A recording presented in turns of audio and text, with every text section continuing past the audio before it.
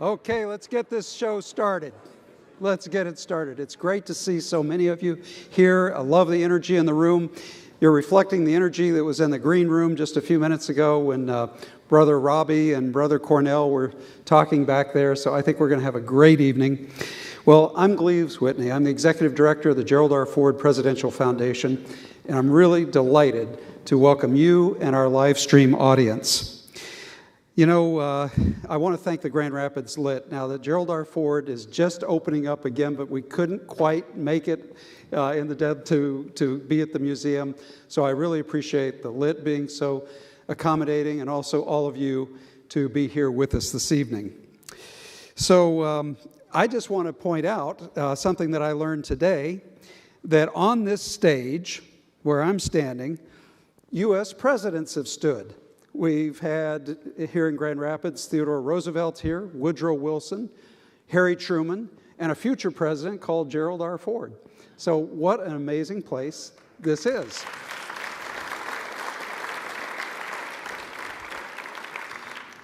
Well, this is an event I have been looking forward to for years. You know, we're hosting two of the most spirited truth seekers, I think, in the United States. And it's just magical when they come together. They're dear friends as well, Dr. Cornel West and Professor Robert P. George, but he goes by Robbie. And we, I think, are going to have something like an encore from when they were here 10 years ago. I brought them in 10 years ago, 2015, and they were just delightful then. And I'm proud to say that although they had been around for a number of years prior to 2015, they actually had the first C-SPAN coverage in the program that we had. And how many of you were at that program in 2015? It was in April of 2015. Yeah, a number of you. Very good. So I think we're going to get a great encore with kind of an America 250 gloss, a little bit different gloss than last time. And yet the issues still remain the same, I think. So when you look at these two and you look at their civic friendship, their intellectual honesty, and their principled disagreements, it's an inspiration for us all. And after we had them in 2015, for example, they came out with a book called Truth Matters. And that is a very, very important book, an example for us. But even more important than what they wrote is what they do, how they behave, how they interact with one another. So when we had them 10 years ago, they were talking about a workable armistice in the culture wars, but we really weren't talking about it. I realized at the end of the evening it wasn't an armistice at all. It was a true coming together to understand and pursue the truth together. Well, I'm going to let them talk a little bit about their partnership and how it goes back to Princeton when they were co-teaching back in 2006. They invited students to wrestle with first principles rather than just do performative slogans. You know, this was just on the cusp of posting online. And they understood that a culture of truth-seeking, first principles, and fearless conversation are the essential sort of stool, the legs of the stool on which a republic must have to make any progress at all in our civic life together. Now, because every serious exchange, intellectual exchange, benefits from the reminder that we're talking about two humans here, I would be remiss if I did not say that Robbie George is a banjo picker who's actually been on the stage of festivals, and he's very well known for his music. And there have been recordings of his music. And Cornel West is also somebody who's really been a gift to communities across the country, his ability to bring people into the debate that, for example, that we don't often get to bring into circles like this. In fact, Cornel West always greets people with a brother or a sister and seals it with a hug. I mean, that's just the way he is. Like if you pick him up at the airport, you know, I remember the first time I extended my hand. He wasn't interested in a handshake. He gave me a big hug, big bear hug.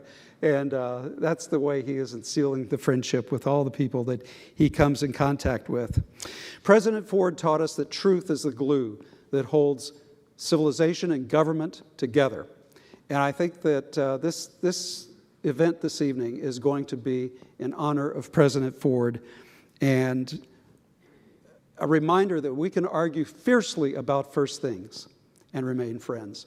So, ladies and gentlemen, please welcome to the stage Cornel West and Robbie George.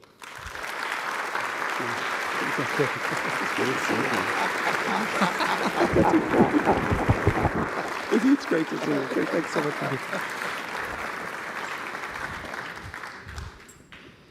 It's great to be back on stage with you all. Well, thank you. It's wonderful to be with you. Thanks for inviting us. We are the ones blessed, brother. Your spirit just overflows in such a beautiful, beautiful way. Congratulations on you and Sister Mary Eileen. You got a new grandchild. Thank you very much. Let's give it up. Give it up. That's a beautiful thing. That's a beautiful word. That's right. Grandma. More joy is coming your way. That's great. Well, there's so much to talk about, and I want to start by please tell this audience how this all began, this remarkable friendship and this remarkable conversation back about 20 years ago or so. That's right. We go back 20 years together. We've known each other longer than that, but this friendship, this brotherhood, the project that we do together, goes back about 20 years. First, though, let me thank you, Gleaves, and thank the Ford Presidential Foundation and Center. We're honored as well as delighted to be here, and it's wonderful to be able to pay tribute to the late President Ford and First Lady Betty Ford. And we're grateful for all the work that you do to keep their legacy vital, because it is important for the matters that we're going to be talking about tonight, actually. Civic friendship, civic virtue, civil discourse.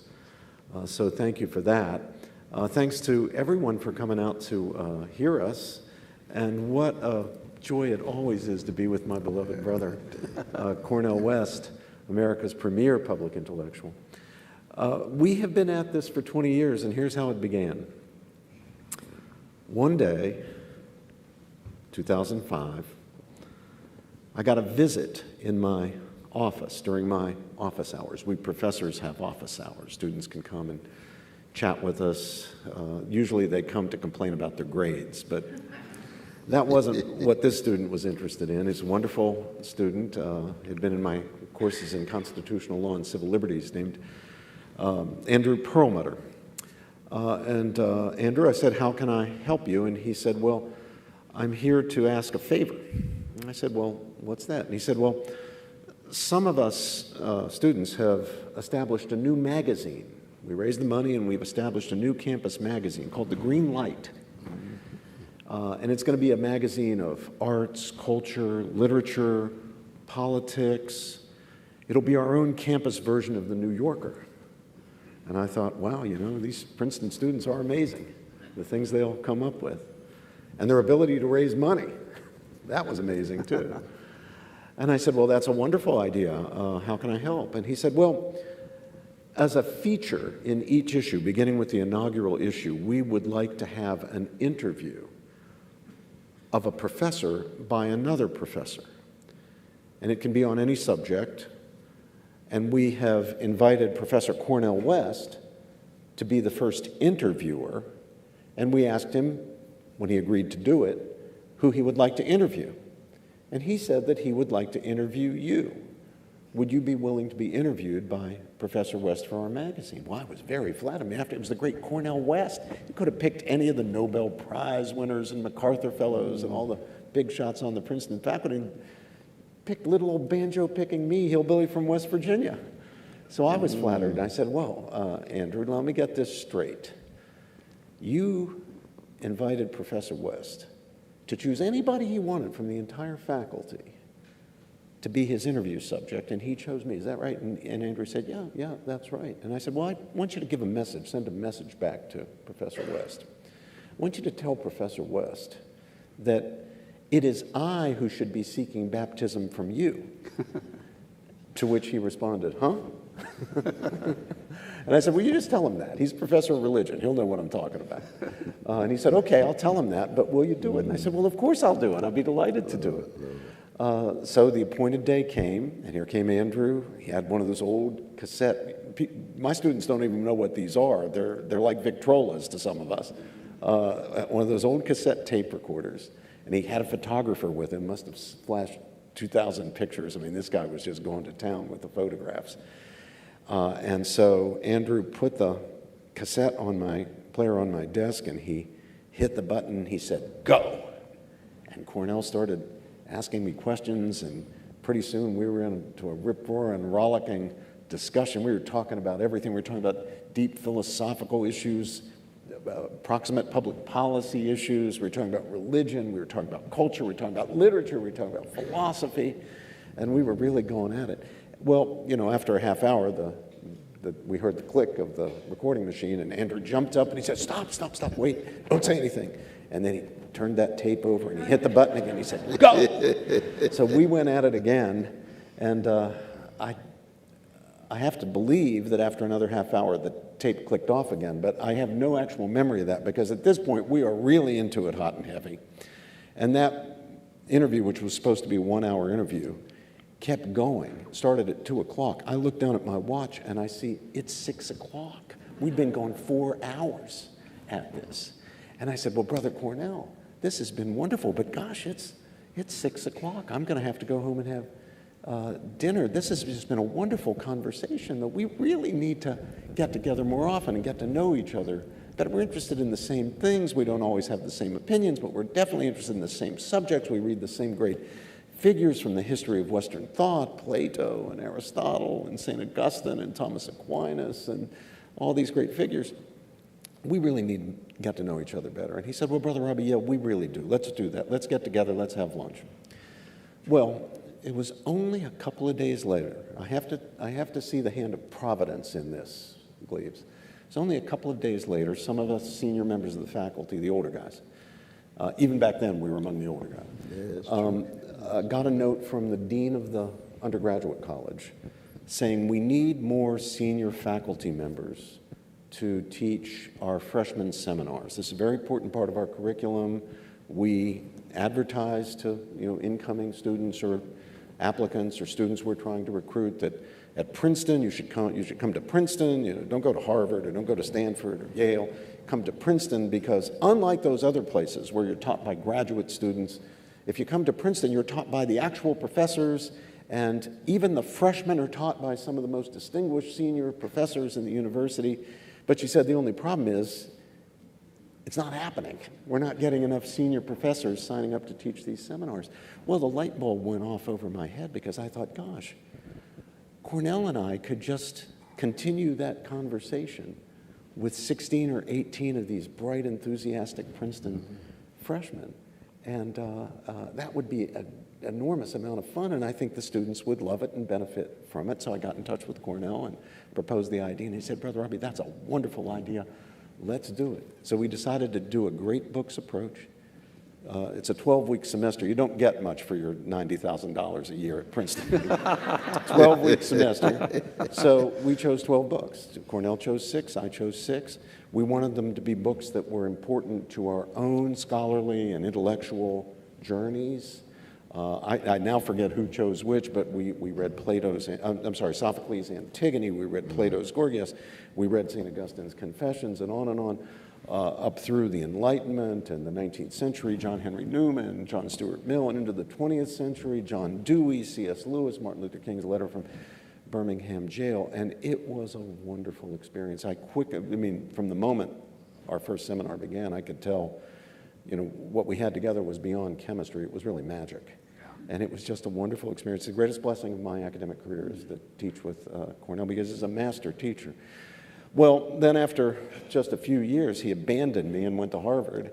So he couldn't teach seminar anymore, although he did come back during his first leave. God bless you, he came back during his first sabbatical from Harvard, and we taught it again. But since we couldn't be teaching then on a regular basis, we decided to take the show on the road, and here we are tonight as we were, 10 years ago? 10 years ago. 10 years ago.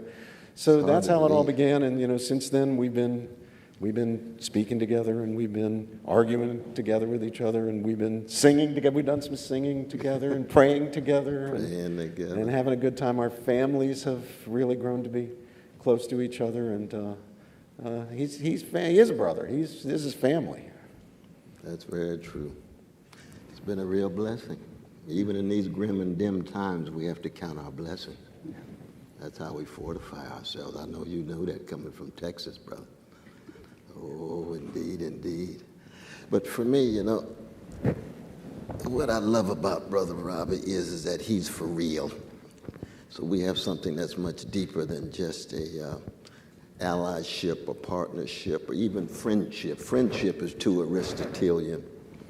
It's actually a love and brotherhood. We come out of the prophetic legacy of Jerusalem. I have a respect for Athens and Rome and Paris and Lagos and Grand Rapids, but in the end, it really is a deep love, even when he's wrong, even when he's right, when he's in the process of being wrong, in the process of being right. I can revel in his humanity because he says what he means what he says. You know, Heraclitus and Emerson say character is destiny. And what they meant is that integrity, honesty, decency, courage, fortitude, these are not just cheap values, these are profound virtues that once they're inculcated inside of us, from whatever tradition, it could be Judaism, it could be Christianity, it could be Islam. I choose to be a follower of Jesus of Nazareth, but I try to learn and listen from others. Now, Brother Robbie, of course, is a deep Christian as well, but he comes out of that rich Thomistic Catholic legacy. I'm closer to Calvin and Luther, and way out on the edge of the Reformation, holding on for dear life with a little grace. And I just said that we are just cracked vessels trying to love our crooked neighbors with our crooked hearts. And we're not here that long. So the question becomes, what is the measure of one's character? How do you hold on to the integrity, honesty, and decency? And in the academy, and it's been true for a long time, a lot of people are talking about the academy as if there was a great golden age as opposed to the last few years, and we're in deep crisis. But the academy has always been a place that could generate forms of arrogance and haughtiness and conformity and complacency rather than humility and compassion and self-sacrificial love. That's what Jesus of Nazareth for me is all about, you see. And from the very beginning, I come out of a tradition on the chocolate side of town. Shiloh Baptist Church in the West household, my dear brother met my beloved mother. I met his magnificent parents. But it has to do with catastrophe when I look at my dear sister Betty and my dear brother Gerald. And I say to myself, born Leslie King Jr. Within a week and a half almost, his biological father's trying to kill him and his mother with a knife. How do you bounce back from that kind of catastrophe? Well, you come to a town called Grand Rapids and you're wrapped with love and in affirmation, an unbelievable sense of possibility, giving this brother a new name and a sense of possibility. It's unbelievable. It reminds me in some ways of when I was spending time with the great, inimitable Susan Sondheim, probably the greatest genius in musical theater in the last 75 years. I'm sure many of you have seen his plays. He's an only child, and his mother was taken to the hospital. She had a 30% chance of living, so the doctor told her, I think you ought to write any last letters that you want. She said, yes. And she put pen to paper, and she said, to Stephen, I have no regret in life other than giving birth to you. Ooh. That's what the great Sondheim's been wrestling with. You see it in his music. No More, Into the Woods, Part 2. In fact, I tell someone, I said, look, I'm a blues man, and the blues ain't nothing but catastrophe lyrically expressed and artistically transfigured, but honestly confronted. I said, as a black man in America, I've never known the depths of that kind of catastrophe because my mama loved me so, and my daddy loved me so. Now, Sondheim didn't have to deal with being chocolate, in America. So it's a different kind of experience from New York. But that deep heartache and heartbreak, heartache, the word created by Shakespeare and Hamlet, never used until Hamlet. Thank God for Shakespeare and that. Well, for a lot of reasons, but we thank him for the word. Because it provides a way of us understanding how do we come to terms with catastrophe. Same, Betty Bloomer the same way, dancing with Martha Graham on in Carnegie Hall, but having to give it up for this brother. But she never really gives it up. She just dances in other ways. You know that wonderful picture of her on the table in the White House the last day, January 1977. And he didn't see the picture until 1994, though. But she's dancing on the table where they had the cabinet meetings. I said, my God, Betty, do your thing. Do your thing, my sister. Wrestling with what? What it means to be human. See, this is something most of us would rather hold at arm's length because it takes so much courage to dig deep with who we really are as we are undergoing change and transformation. This brother, in that sense, he is a vanilla blues man. Like William Butler Yeats, it takes more courage to dig deep in the dark corners of your own soul than it does for a soldier to fight on the battlefield. That's a vanilla Irish blues man. Catastrophe, calamity, not just problems. These are perennial questions of death and life and joy and suffering and funerals and sicknesses, but also ecstasies and bliss and joys. And that's exactly what we've been blessed to be able to wrestle with our students. And that's what we tell our students. If you come in our class, you have come to this class to learn how to die. Yeah. They said, well, I thought I just wanted a grade. I'm after my diploma. No. Not here. No safe space here. This is unsafe. You will be unsettled, unearthed, and pushed to the edge of the abyss. That's what Sophocles is going to do to you. That's what Plato does to you. That's what Dante, that's what Shakespeare, that's what Toni Morrison does. That's what any great artist does. I know Al Green comes out of Grand Rapids, too, even though he's born in Gut Bucket, Jim Crow, Arkansas, right? Al Green, you listen to that brother sing his song with all of that heartache and heartbreak, but transfigured into a sound that'll touch you and make you want to hug a gorilla. All that love flowing out of you. You don't care who it is.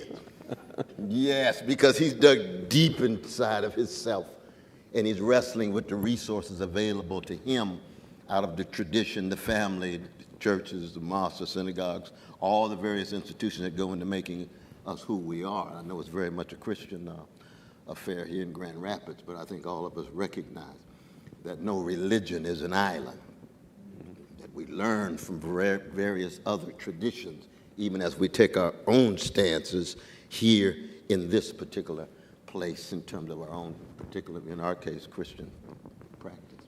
You know, at Princeton, they have what I think they have at most universities these days, which is a parents' weekend. Do you have parents' weekends at the colleges up here where the kids, at Princeton, they do it for the freshmen. It's called Freshman Families Weekend. So Princeton a few years ago made the mistake of inviting Professor West and myself, Brother Cornel and me, to be the keynote speakers to do a program like this for Freshman Families Weekend. And so there were all the freshmen in the biggest auditorium on campuses with their campus with their parents there and so forth. And the university had asked us to talk about what the actual point is. What's the real purpose of a liberal arts education? So we love to talk about that. It's what our seminars are about.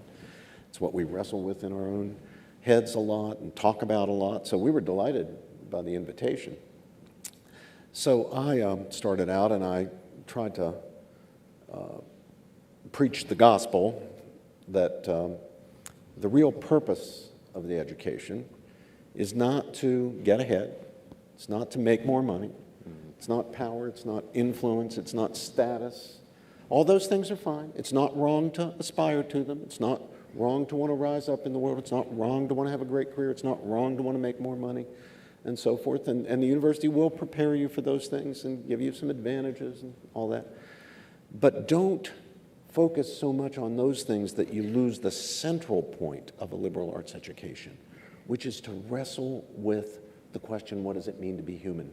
To wrestle with the great perennial questions of meaning and value, questions of human nature, the human good, human dignity, human destiny. You know, this is a rare opportunity in your lives to focus on those things, the things that really, really matter in a human life. Well, I could tell I was not bringing the message across. I could tell. I mean, the kids seemed to be okay with it, but the parents were wondering, what the heck is all this about? And so finally, realizing I wasn't making the sale, I just pleaded with Brother Cornel. I said, Brother Cornel, you explain it. And he leans right in like this. Because your sons and daughters have come here to learn how to die.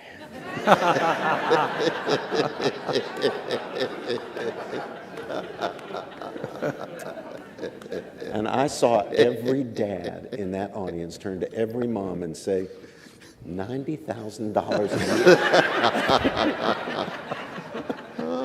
But, I'll tell you something, a friendship, a relationship, serious friendship does require some common ground, some sharing, some shared values, some shared beliefs, some shared interests, and so forth. No, it's no big news that Cornel and I have a lot of disagreements about political issues. I mean, Brother Cornel's the chairman of Democratic Socialists of America. Suffice it to say that I am not chairman of Democratic Socialists of America. And yet, as much as, and just take this as an example, just take our relationship as an example. You can think of other relationships as well. And I don't mean just like celebrities and famous people like Antonin Scalia and Ruth Bader Ginsburg, just, people you know in your families, in your workplace, and so forth, where they have significant disagreements about political issues, even in marriages. One might be a Democrat, the other might be a Republican. And while that didn't used to seem like such a big distance between the two, especially in the Ford They had some wonderful era, now it's become bigger. loving tensions. Yes. Loving When tensions, it comes to politics. Is that a fair characterization? That's right. You think? He was a stodgy fiscal conservative, and she was much more liberal. Liberal, yeah. Absolutely. But deep love held them together. That's it. Metaphor for Deep the love. You do need American a sharing. family. The real So, thing. What did Cornel and I discover once we started to get to know each other, once we started teaching together? What did we discover we share? Well, we share some pretty important things. We share exactly the same sense of our vocation. And that is to form the young men and women entrusted by their families to our charge, to our care, to be determined truth seekers and courageous truth speakers.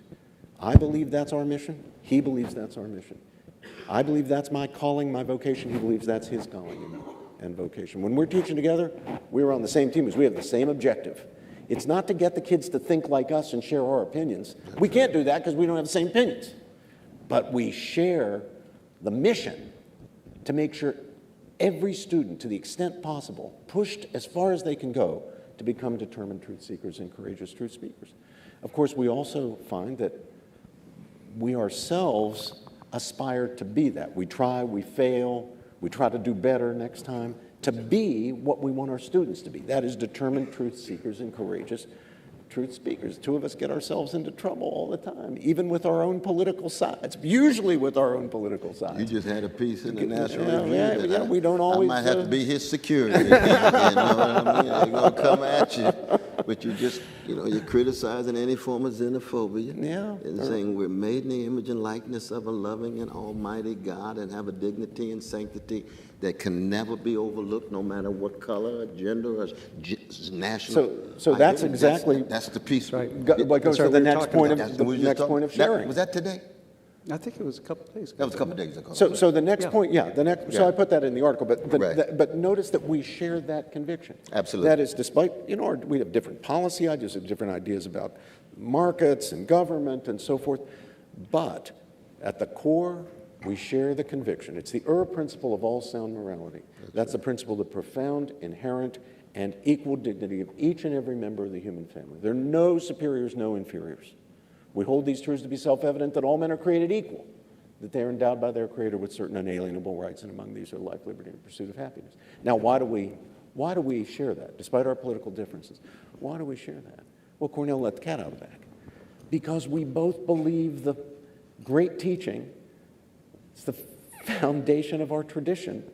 You get it right there in the very first book and the very first chapter of the very first book of the Bible, and that is the idea that the human being, though fashioned from the mere dust of the earth, mortal, made material stuff, someday will die and dissolve into the earth. Nevertheless, each and every human being is made in the very image and likeness of the divine Creator and ruler of all that is, in the image of God. It's that commitment, that belief. He picked it up at Shiloh Baptist Church. I picked it up in my tradition, that we are made in God's image, and therefore we are bearers of profound, inherent, and equal dignity. And that means that we have to treat anybody with whom we come into contact, whether in the physical sense or more broadly, come into contact, we deal with as equal to ourselves, as made in the image and likeness of God. No matter how weak, no matter how poor, no matter how despised, no matter how degraded, no matter how self-degraded. One of the things I love about my brother Cornel, he was there in Charlottesville, Virginia a few years ago when the neo-Nazis and the Klan had what was it called? I think Unite the Right rally. Yeah. And he was there face to face with one of those Klansmen, one of those Nazis. And the Klansman recognized him. And he said, "I hate it when you call everybody brother. Why do you call everybody brother?" And Cornel said to him, "Well, brother." And he wasn't taunting him. He was recognizing him as a child of God. And he said that to him. Cornel said, "I call you brother because you were made in the image and likeness of God just like I'm made in the image and likeness of God. You're fallen and sinful in need of redemption the way I'm fallen and sinful in need of redemption. I recognize your humanity and dignity even if you don't recognize my humanity and dignity." And that was real with Brother Cornel. He could call him brother sincerely, despite the fact that if he had his way, well, I don't have to tell you what would happen to Brother Cornel. The other part of the story that I really love is what kind of music were the Klansmen playing in the background? Wasn't that something? Motown. Stevie Wonder. Yeah. Oh my gosh. Yeah. Only in America. Yeah. Well, this raises I'm telling you. a really interesting question. First of all, it takes guts to do what you did. But we all struggle with, if we know that we're going up against somebody who does not share those deep virtues and values and understanding of our origin, how do you begin to find common ground with such a person? Brother Cornel, I know you've wrestled with this. But I think the common ground's always there, but it's just a question of whether people can choose to want to go there. You see, when I was there with the brother, and he had his gun, and he had his mask, and he had his ammunition, and so forth, and calling me names and what have you. And I said, "Well, God loves you just like God loves me." I said, "You choose to be a gangster." I said, "I was a gangster before I met Jesus, and now I'm a redeemed sinner with gangster proclivity." Which is a way of saying we're on a human continuum. No matter how xenophobic, no matter how full of hatred and greed and resentment and envy people have.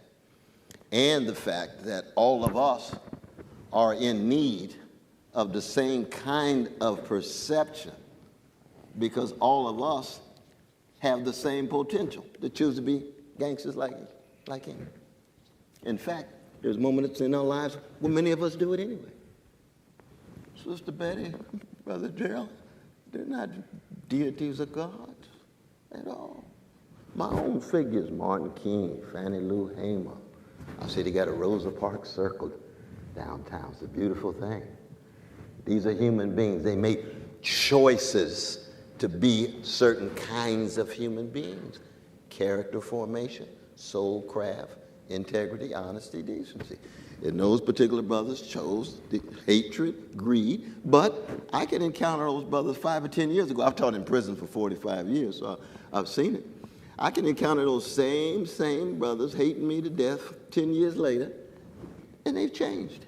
Yeah. They have the capacity to change. So I don't give up on them.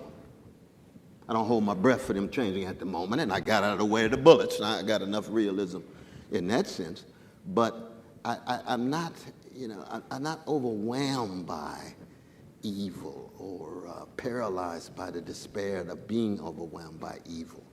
I think to be a Christian really means we know the history of humankind is basically the history of organized greed and weaponized hatred and routinized indifference toward the weak and vulnerable. That's most of history. Hegel called it a slaughter bench, slaughterhouse. The great Gibbon said what? It's a register of human crimes and follies. Jonathan Swift would agree. Erasmus's praise of folly would agree. That's what we are. We are wretched species. You don't have to be Calvinist to accept that. You know what I mean? Even our Catholic brothers. Oh, yes. Modified, but you got some reason and freedom kicking in. But on the other hand, we're also wonderful because we can change. We have the capacity to transcend that and be transformed, to open ourselves to something bigger than ourselves, the grace that can change our lives, and so on. And because of that, it strikes me that we're looking for moments of interruption given the dominant tendencies in any moment of human history. And the interruptions are love, friendship, a grin, a hug, in personal and interpersonal dynamics. And in societal dynamics, it's rights and liberties and democratic processes. And they're very fragile. They tend not to last that long. Because if you don't have a citizenry who's making choices toward virtue and character, integrity, honesty, decency, the greed and the hatred will take over once again. It's not new. It's been there for a long, long time. You have to regenerate over and over again. You know, Russell Kirk, the great, we were just talking about Brother Russell, towering figure that he was. In his great 1953 text, in the Current Conservative Mind, he says, we need a regeneration of spirit and character. And then he says, that's what a conservative is. I said, well, I didn't know I was a conservative. I've been telling him. Regenerate spirit and character for 72 years. But oh, Lord. But I mean, the question is, what are you conserving? If you're conserving integrity, honesty, decency, love, then that's a certain kind of conservative. If you're conserving just order and hierarchy for power and status and spectacle, that's a different kind of conservatism, you see. So that is that sense of bearing witness and never caving in to the greed and the hatred that's always there. It's always there for each and every one of us. Gleaves, ask yourself the question, how does anybody ever learn virtues that make it possible to lead a decent, successful life and to have a decent community? You actually don't learn them in moral philosophy class. I'm all for moral. I teach it, right? I want to continue having a job, so I hope people will take moral philosophy classes. But any of you in the audience, I mean, you're virtuous people. You're decent. You're honest. You have integrity. We all fail from time to time. Where did you get those virtues? You didn't get them from reading a book. You got them from examples. You got them from mom and dad and grandma and grandpa and auntie and uncle. And you got them from coach and pastor and teacher and librarian. And you got them from the people you looked up to and wanted to be like. How do we change people's hearts so they'd be willing to enter into a genuine truth-seeking conversation? By modeling the behavior we want to see from them, just like we do with our kids. Right? People need role models. That's why religious traditions have saints. That's why we have heroes. That's why we have mythologies and grand stories.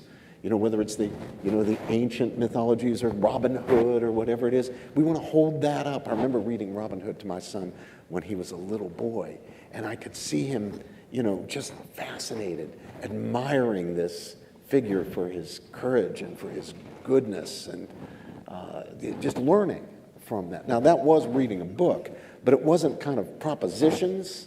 It was the model, in that case, a fictional model. But we all also have our real life models, the people we look up to and want to be like. And they can change hearts and minds. Some of you will remember the great English journalist Malcolm Muggeridge. Anybody remember Malcolm Muggeridge? Does that name mean anything to you? He was the editor of Punch magazine. He was a brilliant man. But for most of his life, until he was really quite mature, he was a very cynical character, very cynical. A lot of his humor was the kind of really rough, cynical human. Talk about believing in human depravity. And basically he believed everybody was on the make. Everybody was in it for himself. You know, the people who postured being kind and loving to other people and being generous, they were just, if someone was being generous, they were trying to get something out of it, you know. So in his role as a journalist, he decided he would blow the whistle on Mother Teresa of Calcutta.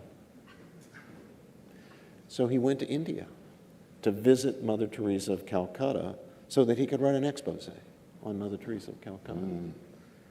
Except when he got there and he met her, and he met her sisters, the nuns in her order, and he watched what they did every day of the week, what she did every day of the week.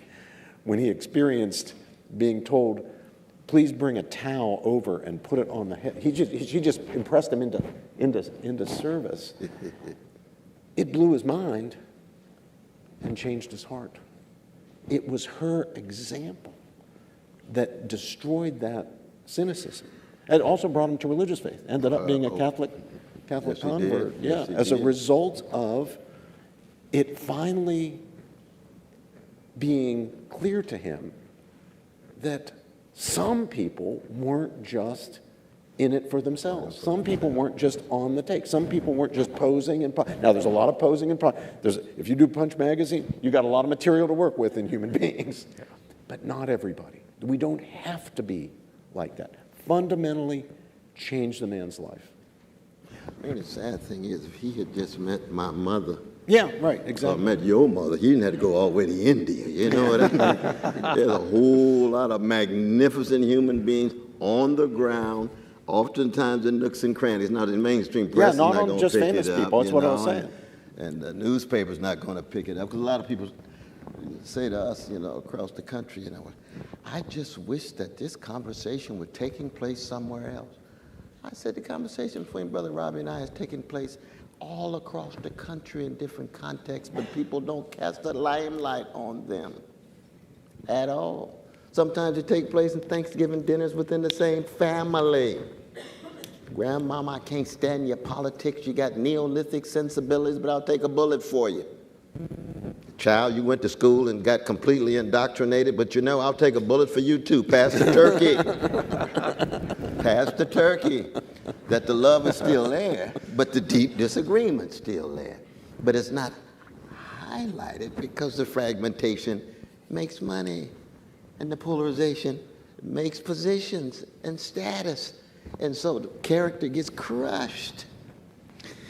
It's crushed. I'm loving this emphasis on virtue, on character, and when you were asking the question about how do we attain a virtuous character, you know, I was thinking of Aristotle, habituation from good examples, and having that reinforced by the loving people around you. It's absolutely right, I think. You're right about that. But we should fill that in for the people who haven't had moral philosophy classes. So the great Greek philosopher Aristotle, student of Plato, was a student of Socrates, asked the question, how do we acquire virtues? How do you become courageous? How do you become honest? And as Gleaves was just suggesting, he taught, and he seems 100% right about this, that you become courageous by facing fear and doing a courageous act. That makes it easier the next time you confront a fear or a danger, maybe even a worse fear or danger, to do it again. And in the process of repeatedly performing courageous acts, you develop a courageous character. You develop the virtue of character. Same with honesty. You get caught in a little dilemma here, and boy, are you tempted to get yourself out of it by telling a little lie. But you resist the temptation because you believe in honesty. Well, it's hard the first time, but then it's a little easier the next time, a little easier the next time. We become honest by practicing honesty when you experience the temptation to be dishonest. Now, the other side of the equation, as Aristotle teaches, is vice works the same way. Do you know how you become a coward? By performing cowardly acts. You know how you become a liar?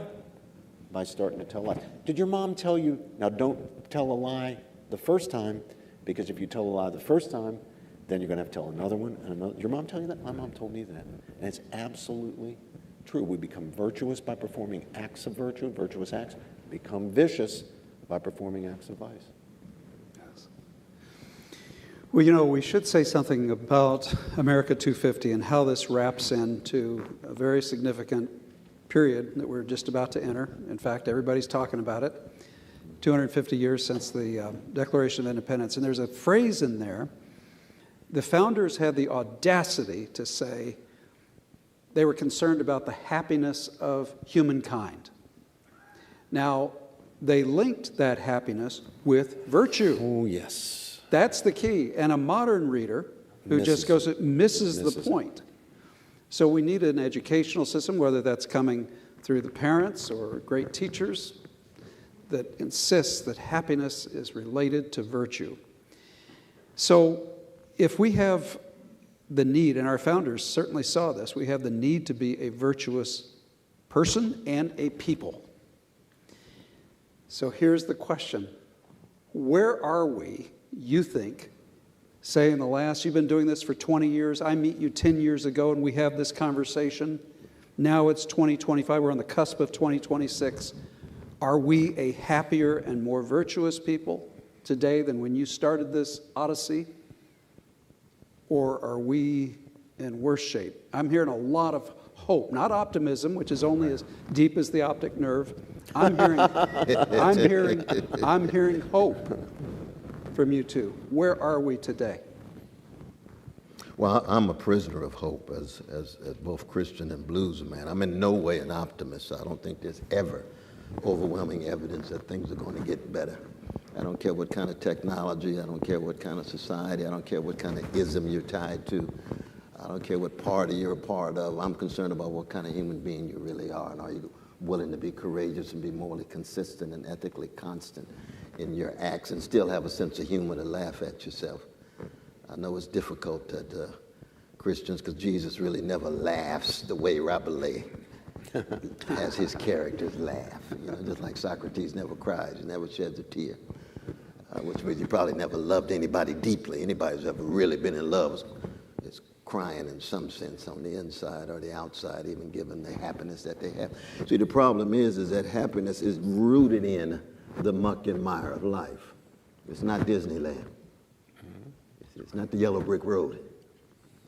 You find happiness in the virtuous actions in a mean, cold world that's shot through with all of the tragedies and atrocities and barbarities and catastrophes. If happiness is appropriated as some kind of escapist pleasure, then that's not happiness at all. That's just part of the problem. So much of American culture is a joyless quest for insatiable pleasures. It's titillation, it's stimulation, it's distraction, it's addiction. That ain't got nothing to do with happiness. It has to do with pleasure. It has nothing to do with joy. Now, for a Christian, joy is the fruit of love, right? There's no love without tears, without deep tears and laughter together, you see. And so when I look around, I say, well, let's look at the spiritual maturity and the moral maturity of the country. It's pretty low and getting lower. But that just means we got to bounce back. That's all. It's been low before. We just have to bounce back. Try to tell the truth. We have to try to exemplify to the best of our finite ability truth and justice and love and joy and so forth. But leadership matters. I was telling you that. That's why I was saluting you, my brother. I think part of the problem is you just have so much hypocrisy, mendacity, and cowardliness among our leaders. And it's not all about Trump. I don't fetishize Brother Trump at all. He doesn't have magical powers at all. I think he's gangster, but I mean, that's just my objective reading of the brother, you know, because I know what a gangster is. I got a lot in me. But I think we make a mistake if we just focus solely on him the way that so much of the press does. He's a sign and a symptom of deeper forces going on. But people feel as if 10 Commandments mean little. Everybody should be obsessed with the 11th commandment, thou shalt not get caught. Say anything, do anything, no answerability, no accountability whatsoever. Just don't get caught. And when you get caught, just pay enough money. You see, that's the absolute worst method. It's like Thrasymachus in the Republic telling young people, might makes right, power dictates morality. Socrates, tell us something different. You got 300 pages ready to read? I got an answer to Thrasymachus. Well, what is our answer to? The forces, not just Trump, the forces, the Democratic Party. A whole lot of greed, a whole lot of hypocrisy, a whole lot of mendacity. I don't know of any political party in the country that's not characterized in some sense like that, though there's different degrees and gradations, you see. And I'd say the same thing, even Brother Robert says that in terms of democratic socialism. My dear brother Soran in New York. You know, I said, well, I mean, I had a critical supporter of the brother, but I listened to his speech, and he talks about America as a nation of immigrants. I said, well, what about the Hopewell brothers and sisters here? Y'all got a beautiful salute to them right next to the library. Their land, these are human beings. You got slave ships that people came on. Those are not immigrants. Immigrants have been fundamental, crucial, indispensable. But that doesn't make America a nation of immigrants. It makes America a nation of different people, some who were here, some who were enslaved, others who chose to come here, and that's the full truth. Just tell the full truth, Brother Soran. And if you don't, you're going to have a settler mentality and a gentrifier sensibility. And it meaning what? Meaning that all of us have to stand in the face of truth. Truth is always bigger than us. Melville says truth is a jagged edge. It's always cutting across the board, including us. And when we have that kind of courage more manifest, then I think we got something. When this brother stood up with Brother Wallace Ward at University of Michigan in the mid-30s, Wallace Ward was one of the greatest athletes of the 20th century who outran Jesse Owens. One person Jesse Owens couldn't beat was Wallace Ward. That was his roommate, Gerald Ford's roommate. And they're on the same football team. But he's a black man.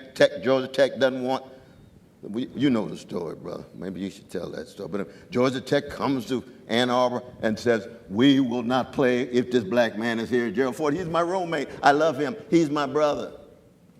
I'm not playing. I refuse to play. What do you mean? You're going back to Grand Rapids, broke as the 10 Commandments financially? Because you own scholarship. That took courage.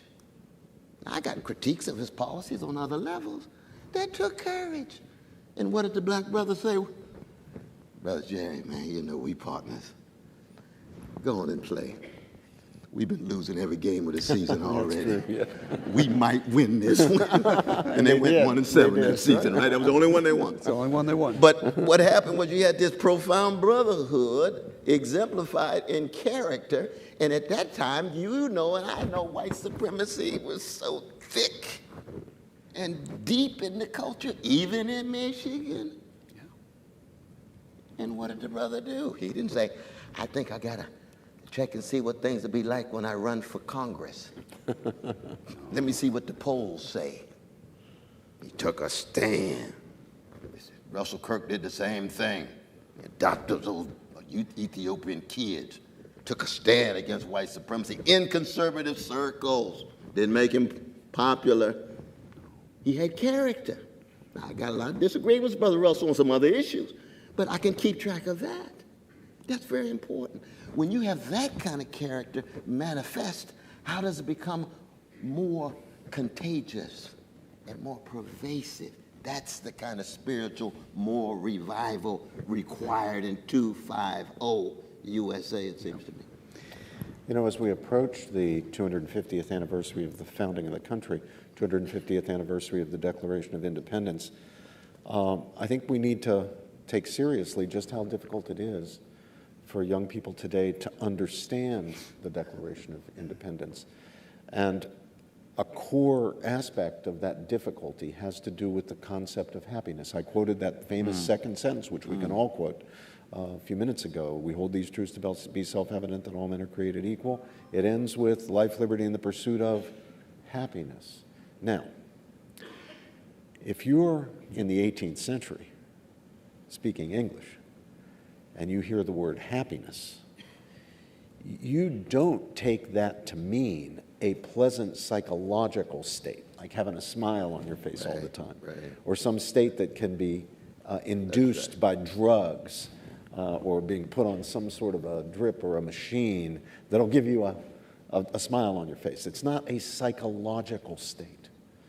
Rather, it is a morally inflected idea. In fact, we would better translate the word happiness today as flourishing or fulfillment or beatitude, blessedness, something like that. That's morally inflected concept. It means all-round well-being, being what we should be when we're working well mentally, physically, psychologically as human beings. We can still get a flavor of what it meant to 18th century people. This will sound very archaic, but you'll know what I'm saying if I say something like, happy the man who walks in the path of justice. Now, when you hear me say that, you don't think, oh, if a man walks in the path of justice, he'll go around with a smile on his face all the time. No, you realize that I mean something morally significant, that flourishing, blessed is the man who walks in the paths of justice.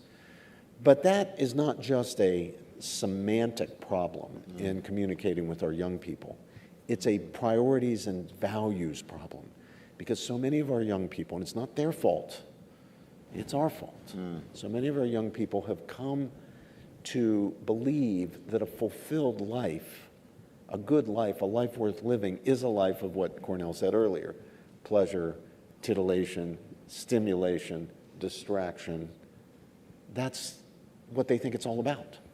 But of course, that leads to just soul poverty.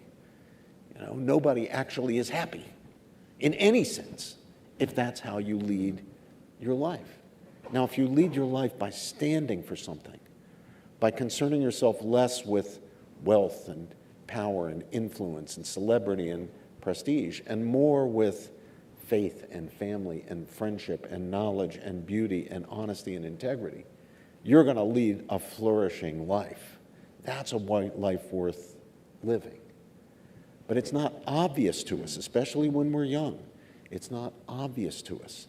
So we've got to redouble our efforts to help the young men and women for whom we're responsible to understand the things that matter in life, but not all that much, like status and wealth and power and all that. Distinguish those things from the things that really matter, the things that are ultimately what fulfill us as human beings, like faith and friendship and family and beauty and knowledge and integrity and honesty. And it's a big challenge. Now, if they don't understand that, they'll never get the key concepts that the country's founded on. You'll never get to that a decent understanding of the second sentence of the Declaration of Independence. You'll interpret liberty as just doing whatever you want. Isn't that the way a lot of people today interpret liberty? If you say, well, I want to defend my liberty, people say, oh, it means the right to do whatever I want. It's not what the founders meant by it. That meant the right to pursue the good, the right to seek the truth, the right to speak the truth as best you understand truth, knowing truth, as Cornel said, is bigger than all of us.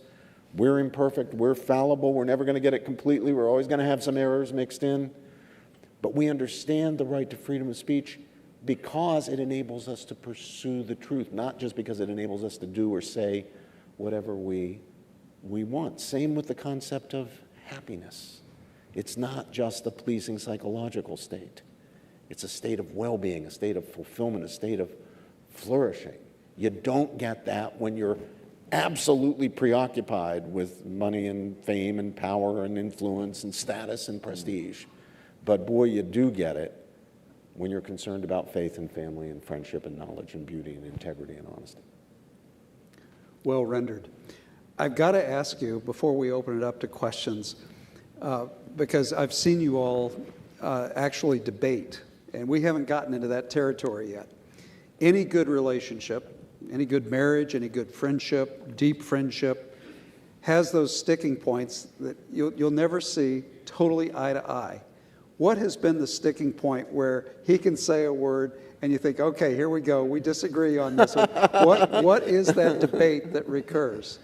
Well, I actually don't think that there is such a thing as that. So sometimes people ask, are there some things that in order to maintain your friendship, you just either tacitly or expressly agree not to talk about it? There's some things you have to stay away from. There's some issues that are just so sensitive between you, so hot button, that the way you maintain your friendship is staying away from that. Cornel, are there any issues we can't discuss? I mean, no. I think that your allegiance to Thomas Aquinas is something I've been yeah, there we go. I try to reintroduce him to Kierkegaard every other week or so.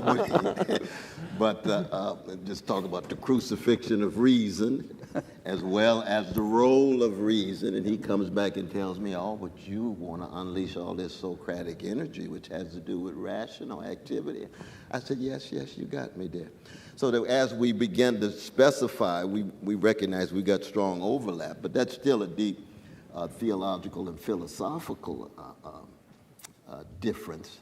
But when it comes to politics and public policy and so forth, see, for example, I call for the abolition of poverty. Brother Robbie calls for the abolition of poverty. He thinks it's primarily going to be market-driven forces. Yep. I know markets are going to play a very important role. I don't want the elimination of markets. But if we're going to have markets, at least they ought to be free rather than dictated by monopolies and corporations and so forth. Poor Adam Smith has just turned over in his grave. People try to mobilize that brother for free markets, and you look at the markets out there today, good God Almighty, get off the crack pipe. No, let's be honest here. Let's say, what do we mean by markets? Of course, markets are crucial allocations when it comes to goods and services, but it's got to be under a certain set of conditions. He agrees with that too. If Hayek says we're on the road to serfdom, he's right, but there's more than one road to serfdom. He's talking about the concentration of power. Government, concentration of power in the private sector. Hayek, what do you think of that? Well, I didn't really live long enough to see all of these highly concentrated things so overwhelming. Those markets that I'm concerned about seem to be fading rather quickly. Well, that's the kind of discussions we have. Now, in our class, we teach philosophical texts, so we don't even get into public policy. But when we steal away and have these wonderful conversations, we usually end up reading a little T.S. Eliot and the Four Quartets and maybe some Gerard Manley Hopkins, or talking about Toni Morrison's Catholicism. She's a Catholic just like my dear brother, and she's one of the greatest among all of us. So we have these, just a good time together. That's what we do. When two people are truth-oriented, if what they really want is to get at the truth of things, if they are two people who have not fallen so deeply in love with their opinions that they would prefer to persist in those opinions even if they're erroneous, rather than to have to give them up by learning that, in fact, they are erroneous. If you have two people who've recognized deeply, not just notionally, not just check the box, but deeply recognize their own fallibility and deeply respect each other's intellects and figure if this guy believes something different from what I believe about that, there must be a reason for it. Doesn't mean he's right. Doesn't mean I should change my mind just because he thinks this. But it does mean I should hear his case, hear his argument, hear why he's after that. If you have two people who are in a relationship like that, then those conversations are not fundamentally about trying to change the other guy's mind. They're just not. Rather, they are basically a partnership. What these two people have formed is a partnership in the pursuit of truth. Now, they're pursuing it, to use the fancy philosophical word, dialectically, by considering the best that has been said or best that can be said on the competing sides of the argument. What are the best reasons? What are the best evidence? What are the best arguments? They're proceeding back and forth. They're arguing with each other. It's a real argument, but not so much with a view to winning a debate as to getting at the truth, because that's what we both want in the end. If I'm wrong, I want him to win the debate. If I'm wrong, I want him to show me that I'm wrong. And if he's wrong, he wants me to show him that he's wrong. Now, that's a different kind of relationship, but it takes something that's very hard for us human beings, very hard, and that is a certain detachment from our views about things. All right? Now, why is that hard? It's that old human nature. We human beings, quite naturally, tend to wrap our emotions more or less tightly around our convictions. We just do. It's the way we're built. We emotionally invest in our beliefs. And that is not a bad thing.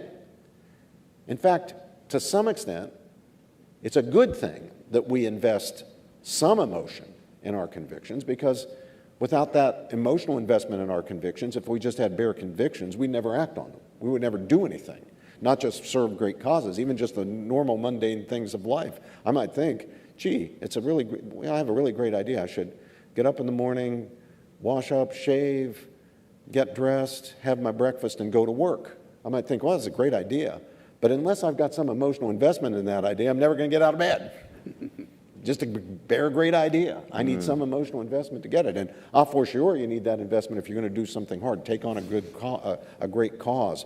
Work to heal division. Work to serve a cause of justice. Do something that's have to take an unpopular stand. But the trouble is, if we wrap our emotions too tightly around our convictions, we become dogmatists, we become ideologues. We do fall so deeply in love with our opinions that we would prefer to persist in error than to be persuaded of their falsity, and therefore the need to change our opinions. And it's complicated further by another feature of human nature. We're tribal. We just are. We human beings. We are. We belong to communities. We want to belong to communities. We want to be accepted in communities, and a lot of the communities in which we want to be accepted are communities integrated around shared beliefs. That's true of religious communities. That's true of political parties. It's true of a lot of things, and that too is not bad in itself. It's good that we are members of communities. We don't want to be islands, atomistic individuals. And it's good that we want to be members of communities. It's good that we want to be accepted in communities. But there will always come a point when conscience takes you away from what the community considers to be essential to the membership in the community. And then what do? So we human beings naturally want to avoid being out of step with the tribe, with the group, with the community. We really don't want to be kicked out. We don't want to be heretics. We don't want to be considered traitors, Judas Iscariots. And, both Cornel and I have had a lot of experience with that in politics. Both of us have had a lot more experience with, being attacked by people on our own side of the political divide than by people on the other side of the political divide. Because you're expected to toe the line, the party line. You're expected to, be on the team. But what if you can't? And if you're honest, what team is perfect? What team has only right opinions and no wrong opinions? There is no such thing, not in human affairs. So at the end of the day, it's a matter of, do we have the integrity to be outsiders, even in our own communities, to put ourselves, our membership in those communities at risk? Now, in a good community that's healthy, there will be room for dissent. Oh, absolutely. Not everybody has to be in lockstep on everything. But increasingly in our politics, you ask Gleaves about the politics of today, and are we getting better or worse? Well, today, I'm seeing less and less room in our communities, especially when it comes to political communities, less and less room for anybody to be out of step. You got to be either on this side or on that side, and you're expected to have 100% conformity with the views of the community here if you want to be a member of that one, and 100% conformity with the views over here if you want to be a member of that one. And I don't think that there is a political party. Cornel said this earlier, this political party is 100% right about everything. Exactly. I mean, that's one reason why when we tell our precious students that they need to learn how to die. Exactly. There's a pagan version of that you get in Plato. Philosophy itself is a meditation in preparation for death. That's in the Phaedo. And Seneca, he or she who learns how to die unlearns slavery. Now, we don't expect that kind of philosophic profundity from the Romans because they were busy running an empire. The Greeks. Cicero had some deep. But Cicero, and Socrates walks in, Cicero sits down. Oh, that's true. That's fair. That's right. You know what I mean? I do. That's like Art Tatum walking in, and the jazz pianists just sit down. We understand. Frank Sinatra sits, and all the vocalists sit down, other than Billie Holiday. But the Christian version, Christians must learn how to die daily. Now, that was the epigraph, or eulogy that the great Dorothy Day gave for Martin Luther King Jr. on the Catholic labor newspaper. The Catholic Worker. Yeah. Catholic Worker. Martin Luther King Jr. learned how to die daily. Not a God, not a deity, following Paul. The sinful nature that continually persists. You see it in Augustine's Confessions, even after the conversion, right? It's continually there. So you have to learn how to die daily. That's the humility. That's the self-criticism. That's the self-scrutiny. That's the kind of Socratic self-examination. That takes courage, tremendous courage. And if you don't have context, our professional managerial class is so obsessed with conformity and upward mobility, there's little space for that kind of courage. We used to see it in our churches. So many of our churches are now commodified, of course not in Grand Rapids, but in most parts of the country, deeply commodified and marketized. You see, pastors become CEOs and so forth. So money, status, position, internet, how many followers, how many eyeballs, how many likes, and so forth. That's the worst thing inside of each and every one of us. So we need more examples, individual examples, collective examples, and most importantly, because we can't be obsessed with the oligarchy of the quick and those who are alive. There's a democracy of the dead. Chesterton's great one. Yeah, the great Chesterton, Gilbert Keith. If we don't have a deeper sense of history, this is why classical scholars of all the various civilizations play a crucial role and must play a crucial role. If all we have is just the quick to work with, then we're really in trouble. Because most of the wisdom, most of the courage, most of the grand examples are among the dead, beginning with our grandparents. And then we can get to Jesus and Socrates and Martin King and Dorothy Day and Abraham Cooper and all the other grand figures that we know in a variety of different traditions. If our young people no longer have access to the dead, to the past, to history, the best of their heritage, what are they going to mobilize at the present? TikTok. Man, I got nothing against TikTok. I just don't know it's just one small sliver that one should pull from, right? And as it gets weaker and weaker and more diminished and diminished, the spiritual malnutrition and moral constipation becomes more ubiquitous. And you end up with an empire, deep spiritual decay, profound moral decadence, and yet still have some possibility of bounce back. And I think in some ways that's where we really are. You know, I'm really glad that you put so much emphasis in that final comment, Cornel, on the importance of humility. I think if we could inculcate more of that in ourselves and especially in our young people, we would have a good deal more grace, and they would have a good deal more grace toward the historical figures from whom they should be learning, Yes. but who increasingly are dismissed by them because of their moral Failings, their failings. Yeah. So George Washington gets canceled because he owned slaves. Or somebody else gets canceled because of some other. Martin Luther King gets canceled because of his affairs with women or other things. You know, if we only realized that we're human like they're human. They're human like we're human. Absolutely. They're fallen, they're frail, they're fallible, they make mistakes. They have to bounce back the way we have to bounce back. If we only recognize that, then I think we could have things in perspective. We would not deify the great figures of history, Right. because there is only one God. It's not any of them.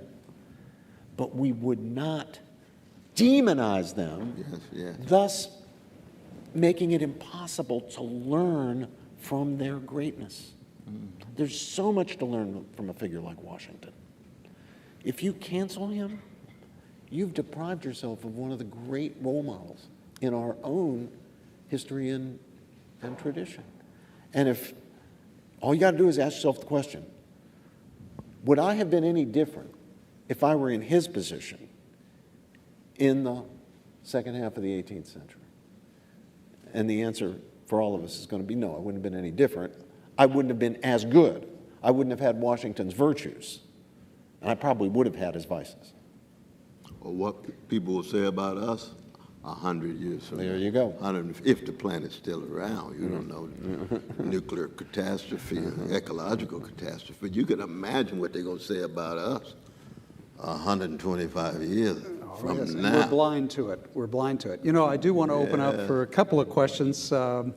So we have I'm sure, roving microphones for one or two questions. That was rich. Yes, yes, sir. Somebody come up here. David's got a question. Somebody's coming up with a microphone. Sorry, I cannot see you out there. Yeah, the lights are so The bright. lights We are can't see your blinding. lovely We have faces. no Yeah. vision For out there. Brother Cornel, There we are. Yes. Milton Friedman wrote this book, Capitalism and Freedom. Yes. And he says that a democratic socialist is delusional. And I don't know if I agree with that or not. But could you explain what a democratic socialist is?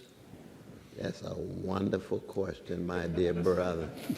I've been wondering that for Because- 20 years. No, it's true. Because you see, the socialism that Brother Milton was critical of deserved the criticism. Because he was talking about collective planning. He was talking about the Soviet Union. He was talking about Yugoslavia.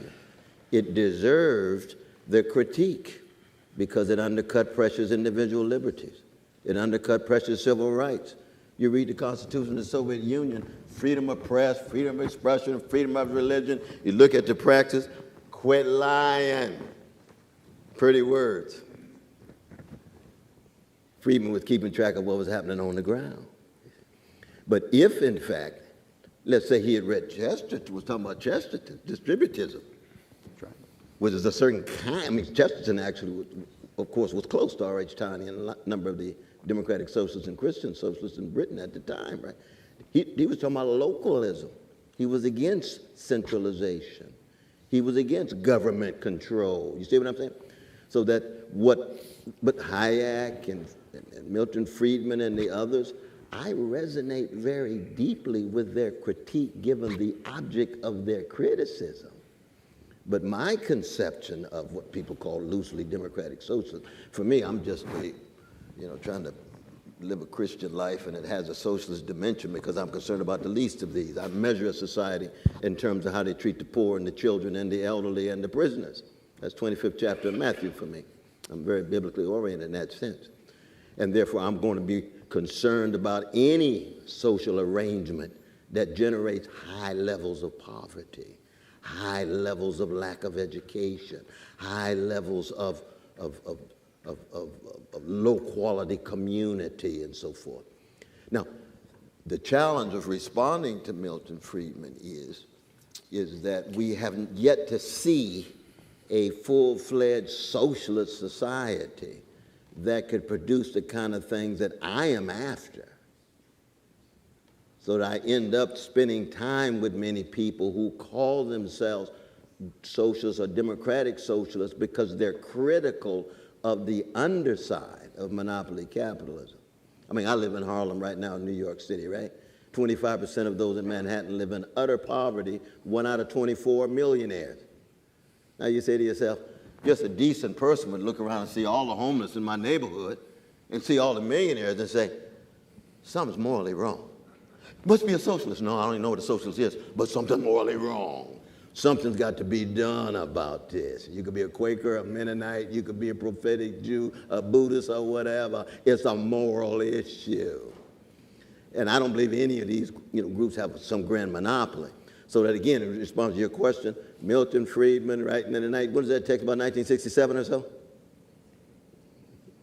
Roughly, yeah, I do roughly, because my memory kind of fades. I'm an older brother, But I see, Milton, I see exactly what you're saying.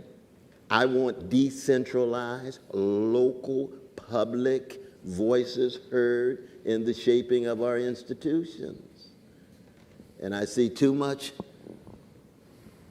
organized greed at the top, but the grotesque levels of inequality, and no democracy can survive with healthy notions of citizenship and public life with that kind of vast, vast wealth inequality. And the United States had to deal with that in the 1890s and 1900s, and we responded in a variety of different ways, as you know. And in many ways, we have to wrestle with that today under these conditions. But does that make sense, though, brother? Definitely. No, I appreciate your question.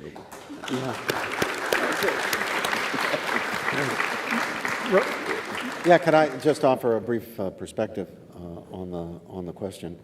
The reason I support the market economy, the basic idea of the market economy, which is not a radical libertarianism. That's a different thing. I'm not talking about an Ayn Rand type position here.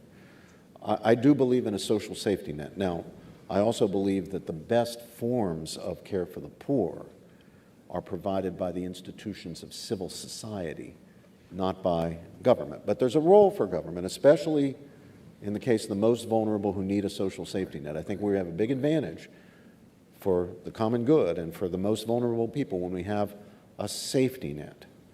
But what I like about markets, and the reason I support them, is that they work the magic of improving quality and lowering price, thus making genuine prosperity, good quality goods and services, lower prices, available to more and more people. And I look at the record of socialism, and I look at the record of the market economy. By socialism, I mean social ownership of the means of production. Now, that's not necessarily Marxism. Marxism is one form of socialism. There's non-Marxist forms of socialism that are much more credible than Marxism. A lot of problems with Marxism, we can go into that, theoretical, and if you know the historical record, really practical. But the advantage, I think, of markets, historically, if we look at the record, over the social ownership of the means of production is just that markets have lifted millions and millions and millions of people out of poverty. From Latin America to India to Southeast Asia, when the market system has been introduced and allowed to function as a market system, the net benefits for the people as a whole, including the least well-off, are tremendous. But Cornel's right about this. There's a difference between functioning markets, driving quality up, driving price down, and the mere simulacrum of markets that are really concentrations of economic power in the hands of a small number of firms or individuals, oligopolies and monopolies. Those are not markets. That's why Cornel was saying earlier, Adam Smith would look at what passes for market capitalism today, see the oligopolies, see the monopolies, and he'd be rolling in his grave. This isn't what Adam Smith, who's supposed to be the founder of capitalism in the eyes of some people, certainly a supporter of the market economy. This is not what Adam Smith had in mind. So what I'm opposed to, and here I'm really glad that Cornel introduced G.K. Chesterton and his concept of distributism. What I think is really important is to avoid concentrations of power, whether it is in government hands, which is very bad and very dangerous, or in private hands. What Chesterton wanted was a property-owning democracy where people were capable of supporting themselves and their families, of owning homes, of owning property. Distributism has the name distributism, as opposed to capitalism and socialism, and it's got the name distributism because what it believes in is private property, but the widespread distribution of private property, not the government owning it in the name of the people. Because when the government owns it in the name of the people who own it are the people at the top, the government officials who pull the strings and have the power, whether we're talking about Venezuela, Cuba, the old Soviet Union, North Korea, Vietnam, wherever it is, wherever it's been tried, wherever it's been instituted. But that's a different thing from private ownership, but widely distributed. So that's what I want to see. That's why I support small business. I love it when my students actually go into business for themselves. Now, it's fine if they want to go to work for Goldman Sachs or go to law school and work for the big Sullivan, Cromwell, Cravath. I don't have any objection to that. But I really love it when they do startups, when they build businesses themselves or go into family businesses. That's what I want to see more of. I want to see a wider distribution of economic wealth. Now, final point on this. I think this may be a difference between a democratic socialist like Cornel and someone who has a more market-oriented view like me.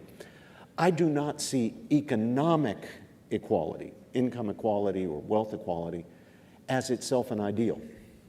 I think for a democratic socialist, equality is the ideal, but we realize we can't have the ideal without sacrificing liberties, which are valuable. So we have to sacrifice some of the ideal for the sake of other ideals, other things that matter to us. Is that fair?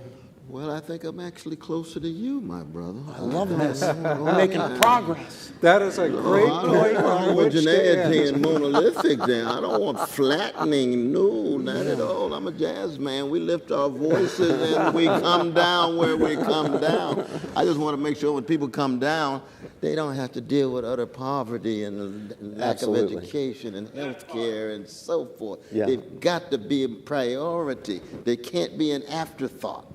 Well, what a great thought to end this evening on. Thank you so much. You know, as we're going into the season of Thanksgiving, I am so grateful, so thankful for you two in your capacity to be able to bring us to the better angels of our nature. Thank you so much. Thank you. Thank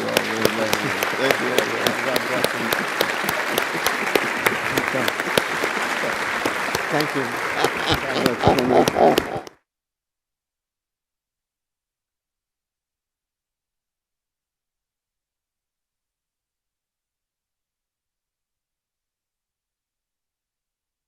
There's company. All right. Drive home safely. Beautiful. Just beautiful.